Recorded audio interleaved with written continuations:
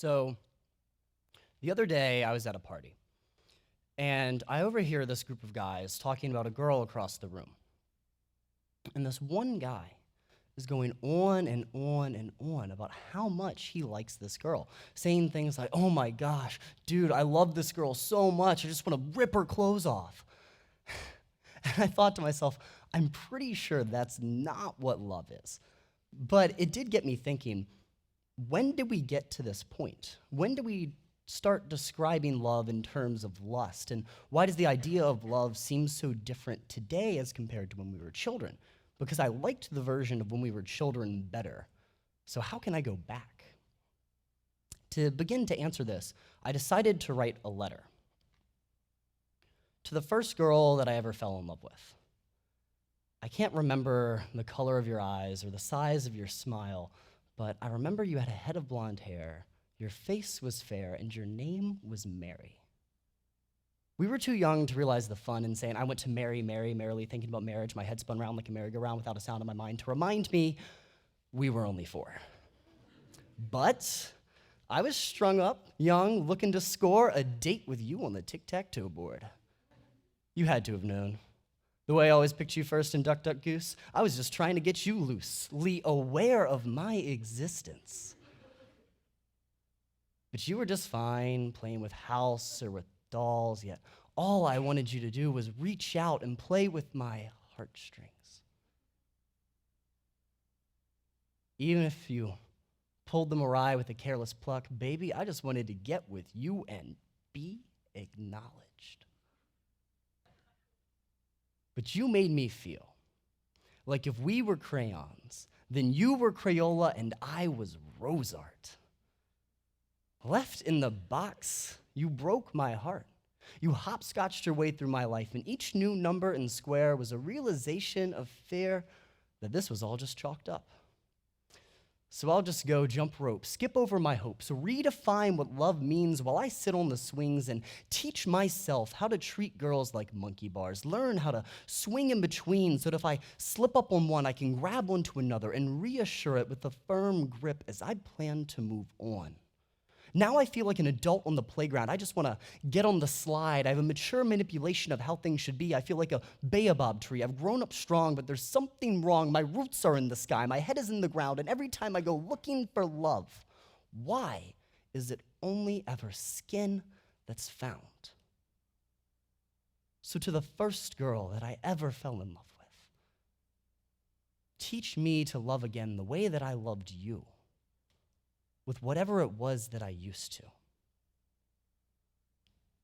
The thing that I would like for you to think about in that poem is, why was that funny? There's a lot of wordplay and expected rhyme schemes that create a humorous effect. But at the end of the day, this was a poem written to a girl in pre-K from the perspective of my 4-year-old psyche. And everyone still assumes that I am about to say something sexual. The problem is us. We expect these things, and we know that other people do too, so we begin to play to them. We're always concerned about the next monkey bar ahead of us in case this one slips up. Somewhere early on, we all fell in love and we all got our heart broken. So, in a little way, we became jaded. And in order to protect ourselves, we started talking about love in physical, tangible terms. That way, we could have some control over it. But by doing this, we accidentally started describing love as lust. And we don't want to be that guy at that party. We don't want to be that girl talked about like she's an object. So we need to relearn how to love as children. Forget what mommies and daddies do and learn how to love without expectations. Learn how to love for the singular moments we're in. Learn how to make love innocent again. It starts with the way that we talk. We need to make a path towards a culture with better concepts of love and lust. So the next time we're at a party, we can overhear a group of guys talking about a girl across the room, and he's gonna say, "Yo, man, I wanna take her back to my place, get her tipsy on some red wine, and walk her home safely." And when we're talking to the one we love, we can say, "Baby, I want to watch a John Hughes movie, cook some popcorn, and cuddle the shit out of you. Because that is what love is. Innocent. But when we start to describe love in terms of lust, we create a paradigm shift towards a culture of misunderstanding and confusion, where one person can say to another, I love you, and not actually know what that means or how they really feel, inadvertently lying to themselves and the ones that they say they love. You see, I used to know this girl who had thick gray flannel sheets that I loved to get tangled in during our summer heats. We would listen to our heartbeats as we catnapped in the afternoon. We would lie in silence and pine for the moon so that we could go out to parties and part these bodies to only later resume our harvest. Our love was like those sheets, easy to get into, hard to get out. We weren't entirely sure what it was all about. It was all gray, neither light nor dark. It was somewhere in between, and that's probably why I got so surprised when she asked me, what does this all mean?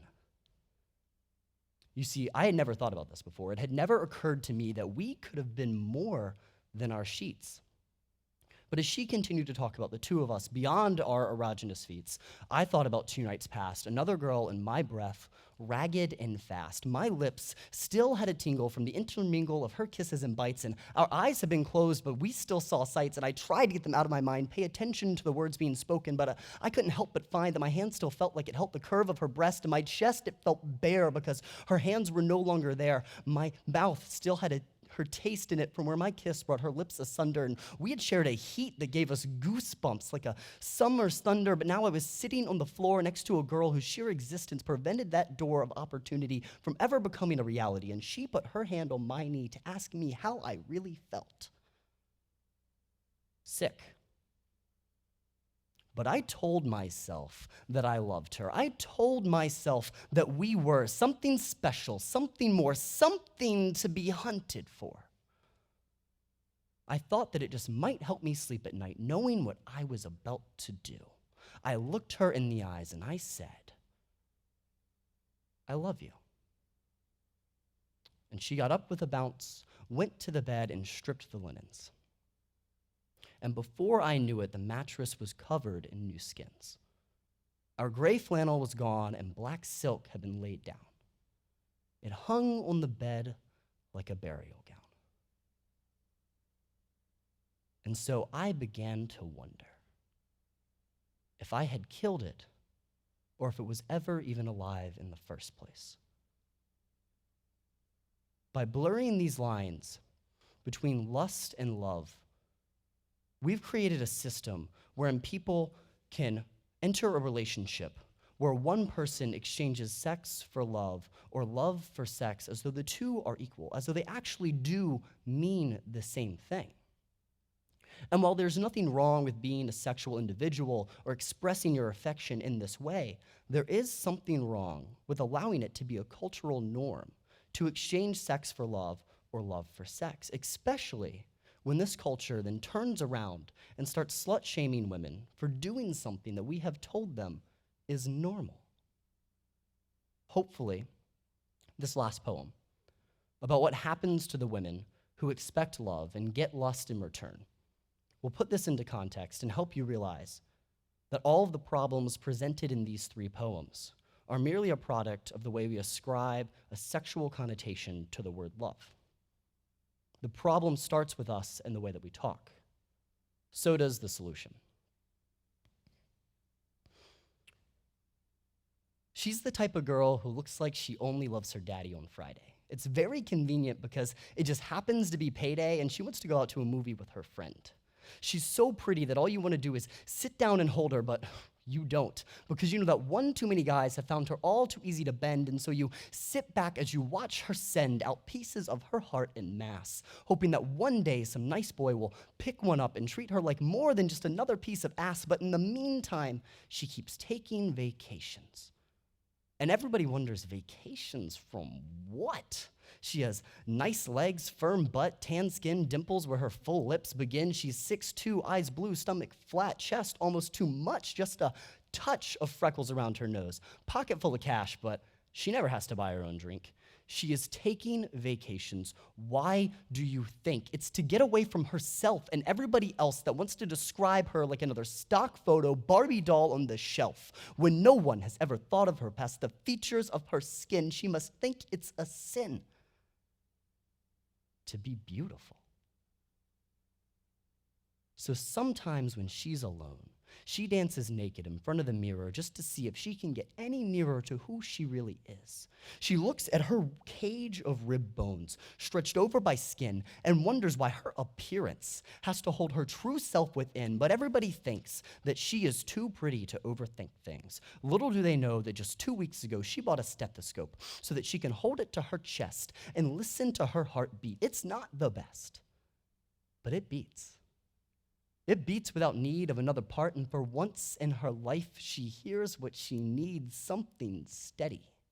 So steady, the way it continually beats. She feels as if she could float through the sound out to the sea and be drowned, where she wouldn't struggle or gasp for air with too much torpor to care, as she sinks to the bottom and forgets about the world past the salt water in her hair.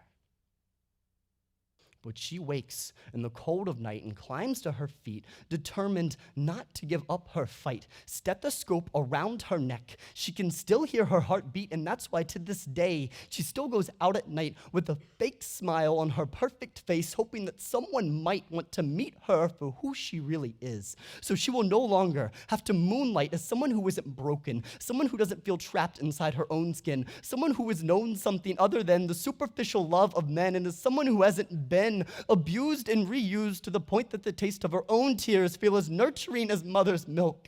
So if she finally gets fed up and decides to peel back her own skin, don't you dare judge her. Call her weak or say it is her fault for never letting anyone else in, because you know damn well that we never let her out. And now her blood is on our hands, dripping fast through our fingers, like the sands that mark the time we have left to appreciate her for more than her skin while she still draws breath. Put your chin against her chest and listen to that heartbeat. I swear, I can almost hear it sing. We'll take turns, grab her stethoscope, and hold it to our own chests. And I wonder if we will hear a single thing. Thank you, Ted.